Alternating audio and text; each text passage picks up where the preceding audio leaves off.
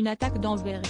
Après l'annonce d'une opération militaire par Vladimir Poutine, des forces terrestres russes sont entrées sur le territoire ukrainien ce jeudi 24 février. Peu de temps après les déclarations du président russe, de puissantes explosions ont été entendues à Kiev, Odessa, et dans l'est de l'Ukraine, selon des journalistes sur place. Les chefs d'État du monde entier n'ont pas tardé à s'exprimer pour faire part de leur opposition à ce conflit. Ainsi, Emmanuel Macron a condamné fermement la décision de la Russie de faire la guerre à l'Ukraine, et a demandé à la Russie de mettre immédiatement fin à ses opérations militaires. De son côté, Joe Biden a dénoncé une attaque injustifiée.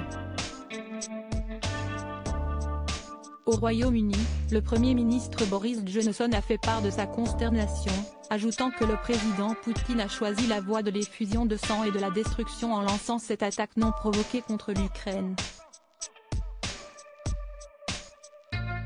Il assure que le Royaume-Uni et leurs alliés répondront de manière décisive. La famille royale n'a quant à elle pas encore réagi, mais la veille du début des attaques, une visite secrète du prince William au timing intéressant compte tenu des événements a eu lieu.